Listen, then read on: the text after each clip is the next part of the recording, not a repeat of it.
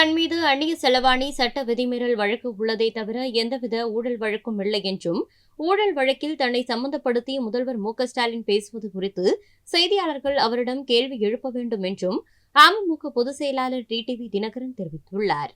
நிறைவேற்ற மாதிரி இப்ப பிரதமர் மோடி சொல்றாருன்னா அவர் தான் வரப்போறாரு. அவர் மக்களுக்கு பதில் சொல்ல வேண்டிய இடத்துல இருக்காரு. அதனால அவர் சரியான எதை நிறைவேற்ற முடியுமோ அதை சொல்லுவார். காங்கிரஸ் வரவே வராதுங்கிறது எல்லாருக்கும் தெரியும், உங்களுக்கு தெரியும், எனக்கு தெரியும். அதனால அவங்க எதை வேணாலும் சொல்லட்டும். ஸ்டாலின் சொல்லியிருக்காரு, ஊழல் குற்றச்சாட்டு உள்ளானவங்கள பாரதிய ஜனதா வாஷிங் மிஷினை போட்டு வெளுத்து ஊழல் இல்லாத மாற்றம் சொல்லியிருக்காரு. அப்படி இன்னொன்னு சொல்லட்டுமா? இல்ல, நான் ஒண்ணு சொல்றேன். நான் என்ன ஊழல் பண்ணேன்னு என் மேல குற்றச்சாட்டு இருக்கு. நீங்க அதை கூட படிக்க மாட்டீங்களா பிரதர்?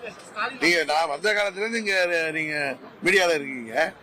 என் மேல இருக்கிறது நான் ஒன்னும் அரசாங்கத்துல எம்பி ஃபண்ட்ல தில்லுமுள்ளு பண்ண.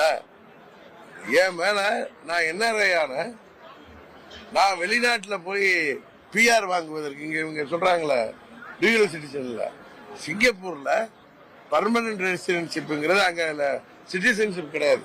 அங்க போயிட்டு வர்றதுக்கான உரிமை, அங்க ஓட்டிங் ரைட் இல்லாத ஒரு உரிமை இருக்கு பிஆர்னு. அது என்னன்னு கேட்டு பாருங்க.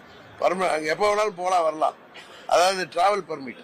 அது வாங்குறதுக்கு நான் அப்ளை பண்ணி அதை வாங்கினப்ப அன்றைக்கு இருந்த நரசிம்மராவ் அரசாங்கம் அம்மா ஒன்றும் செய்ய முடியலங்க. அதனால ஒரு அரசியல் காழ்ப்புணர்ச்சியில நான் ப்ராப்பரா நான் என்ன டிக்ளேர் பண்ணி நான் வாங்கின அந்த குடியுரிமைக்காக தவறுதலா என் மேல போட்ட கேஸ் தான்.